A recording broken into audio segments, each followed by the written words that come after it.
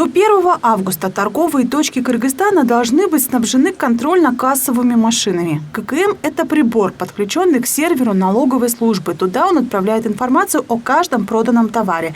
Так бизнес выходит из тени, и налогов собирается больше. Но это нравится не всем. Введение ККМ, касс, онлайн-касс, она естественным образом увеличивает налогооблагаемую базу. Чем больше людей пользуются, предпринимателей пользуются ККМ, тем больше пополнение бюджета. Соответственно, для того, чтобы люди не уходили на теневой рынок, соответственно, должны быть такие, скажем, оптимальные для них проценты по налогам. Да? И на сегодняшний день, как мы уже видим, против ККМ в основном не мелкие продавцы, да, а против ККМ это в основном оптовые продавцы. То есть продавцы, у которых большие обороты. Внедрение ККМ сопровождается многими слухами. Например, сейчас активно муссируется в социальных сетях, что устанавливать контрольно-кассовые машины надо якобы только произведенные определенной компанией. Действующее оборудование предпринимателям придется выбросить. Но в Кабмине все опровергают. Могу отметить, что в проекте постановления такого нету. Те компании ОФД, которые работали, они могут также работать. Есть, конечно, вопросы. Сейчас поступили предложения и от таких компаний, и от других представителей бизнеса. В настоящее время все вопросы, все предложения рассматриваются, и в ближайшее время все будут отработаны.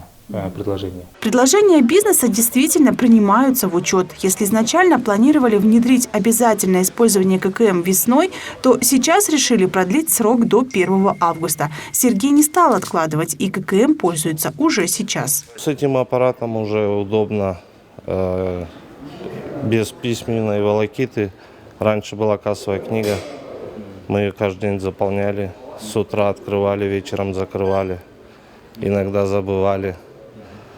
А сейчас уже не нужно никакой кассовой книги, очень удобно, работает нормально, батарейку держит нормально, чеки выбивает быстро, клиенты довольны.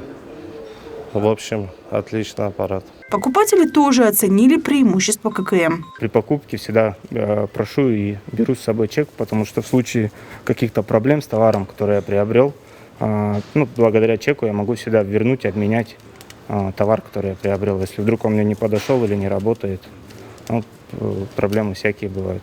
Всего в Кыргызстане один из видов ККМ установило 43 тысячи торговых точек. Крупные магазины используют физические аппараты. Мелкие скачали на гаджет специальное приложение и подключили к нему чековые принтеры. Если у вас iPhone, то программная ККМ не поддерживает эту модель смартфона, только исключительно на Android скачивается. Кроме этого, есть еще программная ККМ, которая скачивается на ноутбуки, планшеты, компьютеры персональные, которые опять-таки размещены на торговых точках.